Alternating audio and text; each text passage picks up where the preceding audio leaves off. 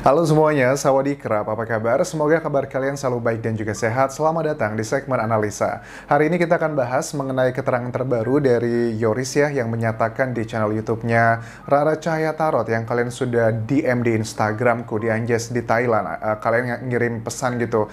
Anjas, coba simak keterangan terbaru dari Yoris yang menyatakan bahwa Yoris tuh punya bukti berupa rekaman obrolan dengan sang papanya yang mengatakan di situ intinya adalah bahwa di tanggal 17 Agustus malam hari pada saat Pak Yosep itu meninggalkan rumah kediaman di TKP tersebut, Pak Yosep itu tidak menyelop atau mengunci pintu seperti yang diinstruksikan dari sang istri sendiri. Kita akan coba simak lebih detail ini apakah benar atau enggak, apakah ini fakta ataukah hanya asumsi.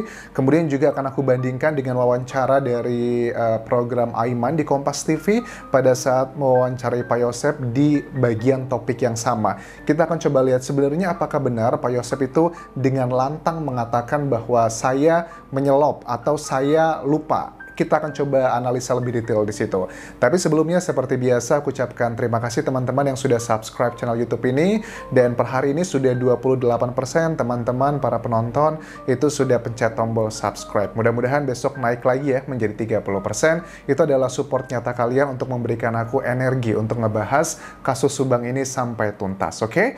Sekarang kita bahas yang pertama, apakah benar pernyataan Yoris mengenai hal ini? Ini adalah aku ambil dari Rara Cahaya Tarot. Yang aku bahas ini bukan mengenai mistisnya ya. Aku menghargai setiap orang punya kepercayaan, tapi yang aku bahas ini adalah bukti-buktinya dan juga hal yang bisa dipertanggungjawabkan secara saintifik kan ya. Ada bukti rekaman yang berusaha ditunjukkan di sini. Ini adalah wawancara di channel Rara Cahaya Tarot. Ya mungkin waktu itu pernah ngerekam ya? Iya, saya dengar. Direkam sama istri saya itu. Iya, itu dia namanya? Yanti Jubaida. Yanti Jubaida? Iya, gimana? Coba lihat kamera. Direkam, terus kemudian waktu itu juga sempat apa ya? Kalau bahasa Sundanya nyawap ya? Mancing lah. Mancing ya. Oke.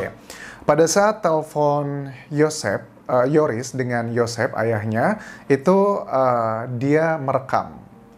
Itu bukan hal yang wajar ya aku tangkapnya, karena kalau kita nelpon dengan ayah atau ibu itu jarang sekali kita mau merekam gitu. Tapi karena memang dengan adanya kejadian ini, jadi pihak Yoris sepertinya memang sudah antisipasi gitu ya. Pada saat nelpon ternyata direkam juga, karena ya we never know. Kita hanya melihat dari luar, tapi aku menghargai apapun reaksi dan juga action yang diambil oleh Yoris di sini, karena dia adalah yang paling tahu apa yang sebenarnya terjadi yang dirasakan. Karena yang kita lihat di sosial media ataupun juga media massa mungkin hanya superficial things-nya aja, nggak 100% secara seutuhnya. Bilang dulu, kalau Bapak ingat-ingat waktu malam kejadian, pas malam itu Bapak mancing nggak? Yoris itu memancing sang papa dengan bahasa Sunda ya di sini, memancing pertanyaan sebenarnya Pak Yosep itu mengunci atau enggak pintu pada malam hari itu. Itu adalah yang berusaha dipancing. Iya, ngunci ya? Gitu. Pas waktu itu apa ya? Boro-boronya apa? Boro-boro ini kan lupa, nggak tahu gitu. Oke. Kemudian Yoris bilang bahwa papanya mengatakan lupa, nggak tahu, ada keraguan di situ. Oke, kita akan coba simak dulu keterangan dari Pak Yosepnya, karena harus dua sisi ya dari berita ini. Ini adalah keterangan Pak Yosep pada saat diwawancara program Aiman eksklusif mengenai kunci itu juga diselop atau tidak begitu. Well, let's see apa yang dikatakan Pak Yosep. Lanjutkan. Dari jam 9 Ya. pertemuan terakhir dengan istri atau mamanya Amel, Ya. jam 9 malam 9 malam. saya pergi dan sangat pamit betul-betul. Jam 9 malam, pada saat mau pamit dari rumahnya Ibu Tuti almarhumah ya, jam 9-an sudah pamit, kemudian Tapi pas mau keluar itu, Pak, tolong kalau mau keluar besinya Tolong diselap lagi. ya. dan dipesankan katanya kalau keluar Pak, jangan lupa besinya diselop lagi. yang keluar itu. Ya.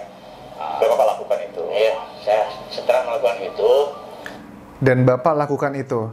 Ya, saya lakukan itu. Nah, Sebenarnya pada saat Pak Yosep mengatakan ya, secara apa ya manusiawi gitu kita melihat memang ada keraguan sih dari Pak Yosep pernyataan di sini. Apakah mungkin agak sedikit linear ya dengan pernyataan Yoris tadi bahwa lupa, nggak tahu, lupa, mungkin juga karena kan di layar kaca mungkin lebih awareness-nya itu lebih kuat gitu kan ya. Tapi kalau ngobrol sama sang anak, dan aku yakin Pak Yosep saat itu nggak tahu ternyata omongannya itu direkam oleh Yoris gitu, makanya lebih santai. Tapi kan ini sudah ada kameramen, didampingi pengacara, jadi untuk menjaga kata-kata yang agar tidak justru membebankan pihak dari Pak Yosep sendiri begitu. Langsung Bapak pergi menuju ke istri muda. Nah, itu adalah bagian mengenai slop dikunci tersebut atau tidak begitu. Jadi Pak Yosep sepertinya pun di wawancara Aiman cuma mengiyakan aja tanpa menegaskan. Ya, artinya sih kalau secara komunikasi apakah Pak Yosep itu mengaku menyelop atau tidak menselop atau menyelop, maaf ya kalau aku salah ya. Pokoknya intinya you know lah what I mean ya. Intinya sih mengiyakan tapi dengan tidak jawaban yang tegas, iya saya mengunci pintu rumah tersebut. Hanya ya begitu aja, karena dianggapnya hal kecil, hal simple seperti ini tidak akan menjadi masalah di kemudian hari. Ternyata ini kan menjadi hal yang berbeda, hal yang simple, yang detail-detail seperti ini justru malah yang menjadi pembahasan. Misalnya seperti Yoris pun mengakui bahwa mereka beserta, maksudnya Yoris beserta istri ya, berusaha memancing Pak Yosep dengan topik tersebut, dan Pak Yosep mengatakan lupa atau nggak tahu. Well, aku rasa Pak Yosep mungkin berkata jujur ya saat itu lupa atau nggak tahu, dan banyak orang yang bilang begini, masa sih Anjas cuma gara-gara Pak Yosep lupa gitu kan ya, ngunci ataupun nyelop pintu tersebut membuat kedua orang yang dicintainya itu meninggal dunia cuma gara-gara itu. Memang tidak ada hubungannya secara langsung, tapi fakta ini tuh bisa menjadi sesuatu hal yang memberikan guidance atau arahan ke baru lagi. Makanya tidak heran salah satu penemuan ya yang di lokasi kejadian oleh tim penyidik juga tidak ditemukan kerusakan pada pintunya. Itu menjadi salah satu alasan kenapa kepolisian itu menduga yang sangat kuat bahwa pelakunya ini adalah orang dekatnya karena memiliki akses ke dalam rumah tersebut. Tapi dari keterangan Pak Yosep ini yang menyatakan bahwa di program Aiman secara umum menyelop, mengunci, tapi menurut anaknya tidak mengunci. Ini adalah yang menjadi bagian penyelidikan mana yang benar. Tapi dari sini kita bisa tangkap bahwa memang di 48 jam krusial, yaitu adalah 48 jam setelah kejadian, itu banyak sekali hal-hal yang tidak sinkron antara satu dengan yang lainnya, atau bahkan dengan pernyataannya sendiri. Misalkan dengan pernyataannya Pak Yosep sendiri mengenai pembahasan kunci ini. Di program Aiman mengatakan ya, sedangkan ke anaknya yang direkam itu mengatakan lupa. Oke. Lanjut lagi, kita akan simak sebenarnya rekamannya seperti apa dari channel YouTube-nya Rara Cahaya Tarot ini. Berusaha ditunjukkan ini rekamannya seperti apa. Jadi kondisi rekamannya ini adalah aku gambarkan bahwa Yoris itu berdiri, kemudian nelpon, loudspeaker, suaranya nggak jelas, tapi yang bisa aku tangkap Pak Yosep itu pada saat Pak Yoris bilang kunaon ya gitu ya, Yoris bilang kunaon ada apa begitu, Pak Yosep itu dengan suara kayak merintih, menangis, sedih gitu kan ya. Tapi kalau secara keseluruhan aku berusaha mendengar dari rekaman yang berusaha ditunjukkan ini evidence, at least aku berpikir positive thinking, mungkin saja memang ada bagian tersebut, tapi secara pribadi aku belum menemukan karena mungkin keterbatasan audio ya, karena sangat sulit sekali didengarkan, plus juga menggunakan bahasa Sunda karena bahasa Sunda aku tuh tidak baik. Tidak begitu oke gitu. Kalau kalian menemukan di rekamannya Yoris ini di channel YouTube-nya Rara Cahaya Tarot bagian bahasa Sunda yang mengatakan bahwa ya Pak Yosep itu lupa, Pak Yosep itu nggak tahu kata-kata itu boleh ditunjukkan di menit keberapa begitu. Jadi biar kita bisa cross check, karena secara pribadi aku belum menemukan karena keterbatasan yang aku miliki sendiri. Tapi Yoris paling tidak sudah mengklarifikasi dalam bahasa Indonesia, ya saya memang sudah mengetahui tentang pernyataan tersebut, di mana Pak Yosep itu mengakui dia lupa atau nggak tahu mengenai kunci itu beneran diselop atau enggak begitu. Oke, kembali lagi kita mengenai wawancara dengan Aiman. Ada bagian hal juga yang cukup menarik pada saat wawancara tersebut.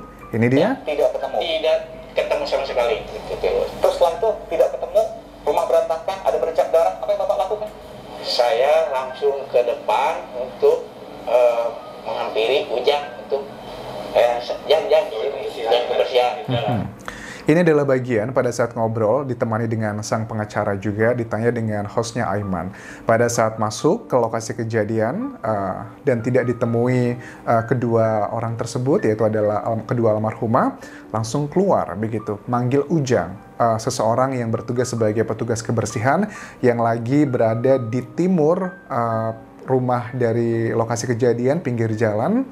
Ini kemudian kita ketahui ya, karena ini kan videonya ini di-uploadnya 28 September, notabene adalah bulan lalu begitu. Tapi kan beberapa hari terakhir kita ketahui ternyata kan ada keterangan juga yang menunjukkan bahwa Pak Yosep itu melakukan beberapa panggilan. Yang pertama itu di 724, nelpon handphonenya Amel tapi tidak nyambung. Kemudian di 726, nelpon handphonenya Yoris yang mengangkat adalah istrinya. Dan kemudian Pak Ujang mengatakan bahwa dia dipanggil oleh Pak Yosep itu sekitar 7:30. Nah, artinya kan ada beberapa hal yang skip nih. Dari sini tadi masuk kok tidak diceritakan nelpon-nelponnya. Mungkin aja azas praduga tak bersalahnya mungkin aja karena ini di TV batasnya durasi, jadi lebih to the point aja, tidak memberikan hal yang detail. Apakah ini yang dituliskan di BAP? Kemungkinan besar iya ya, karena kan didamping oleh pengacara. Karena tugasnya pengacara tuh kalau pada saat di interview media massa berusaha untuk menyamakan sesama-sama mungkin dengan apa yang ada di berita acara pemeriksaan. So, dari sini adalah hal yang sudah sangat nyata ya, bahwa ada banyak keterangan dari para saksi itu yang tidak match, tidak saling mendukung. Dan ini menjadi salah satu PR yang sangat besar sekali bagi tim penyidik, bahwa kapan kasus ini akan segera terungkap, karena begitu banyak bukti yang sekarang sudah berada di masyarakat. Karena kan para saksi juga mereka cukup terbuka dengan media massa, bahkan juga dengan berbagai channel YouTube pribadi mereka juga terbuka begitu. Dan dari keterbukaannya tersebut ya otomatis membuat ini semakin menjadi kayak bola liar di masyarakat kalau tanpa ada keputusan lebih jelas seperti apa. Oke, mudah-mudahan itu aja mudah-mudahan kalian bisa mengerti apa yang aku bahas hari ini. Tujuan aku adalah agar kita mengklarifikasi mana berita yang beneran atau asumsi, ataukah memang itu fakta yang terucap dari para saksi. Aku rasa itu yang bisa aku bahas. Terima kasih sudah menonton. Sampai ketemu lagi di video berikutnya. Kapun kelab semuanya. Bye-bye.